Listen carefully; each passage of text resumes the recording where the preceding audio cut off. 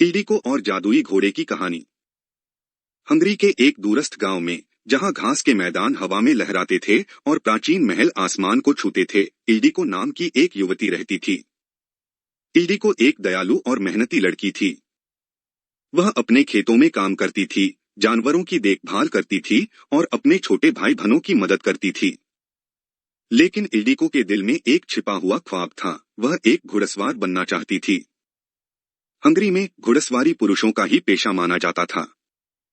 महिलाओं को घोड़ों की सवारी करने की अनुमति नहीं थी और ईडीको के सपने को गांव के लोगों द्वारा उपहास का पात्र बनाया जाता था। वे कहते थे, ईडीको, घुड़सवारी लड़कियों के लिए नहीं है। तुम्हें घर के कामों में ध्यान देना चाहिए। लेकिन ईडीको हार मानने वाली नहीं थी। वह चुपके से गांव के बाहर के मैदान में जाती थी और वहां जंगली घोड़ों को देखती थी। वह उनकी शक्ति और स्वतंत्रता से मंत्रमुग्ध हो जाती थी। एक दिन उसने गांव के पास एक घायल घोड़े को देखा। घोड़ा डरा हुआ और घायल था, उसकी टांग में चोट लगी थी।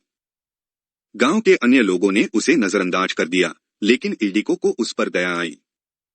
ईडीको ने सावधानी से घोड़े से संपर्क किया और उसे शांत करने की कोशिश की। उसने उसकी टांग को साफ किया और जड़ी बूटियों से उसका उपचार किया।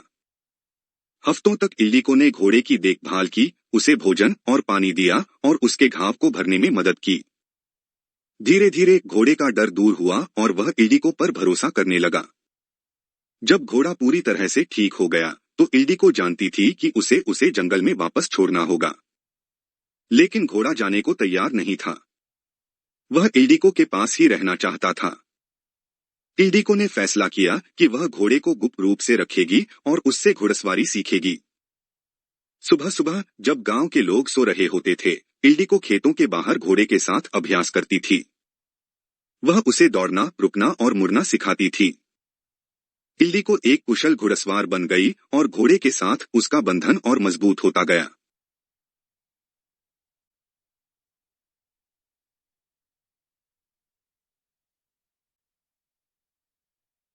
एक दिन गांव के पास स्थित एक महल में एक घुड़सवारी प्रतियोगिता का आयोजन किया गया। विजेता को राजा के सामने प्रदर्शन करने का सम्मान मिलेगा। ईडीको इस प्रतियोगिता में भाग लेना चाहती थी, लेकिन उसे पता था कि एक महिला के रूप में उसके भाग लेने की अनुमति नहीं दी जाएगी। ईडीको ने एक साहसी फैसला किया। उसने पुरुषों के कपड़े पहने, अपना चेहरा ढकाया और प्रतियोगिता में दाखिला लिया। उसकी सवारी कौशल ने सभी को मंत्रमुग्ध कर दिया। वह घोड़े को अविश्वसनीय फुर्ती और सटीकता के साथ नियंत्रित करती थी। प्रतियोगिता के अंत में ईडीको को विजेता घोषित किया गया। जब ईडीको ने राजा के सामने प्रदर्शन किया तो उसने अपना मुखौटा हटा दिया।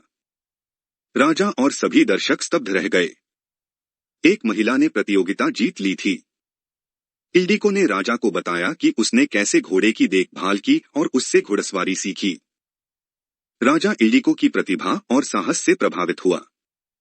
उसने घोषणा की कि अब से घुड़सवारी केवल पुरुषों के लिए ही सीमित नहीं रहेगी, बल्कि सभी को, चाहे वह पुरुष हो या महिला, घुड़सवारी सीखने का समान अवसर दिया जाएगा।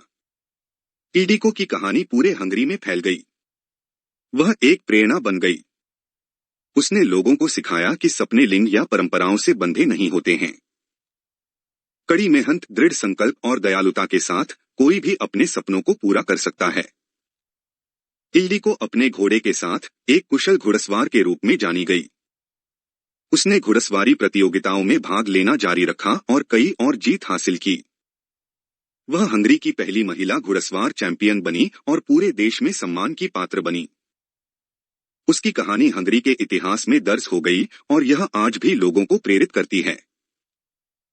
अगर आपको ये कहानी अच्छी लगी तो कृपया इसे लाइक करें, शेयर करें और सब्सक्राइब करें।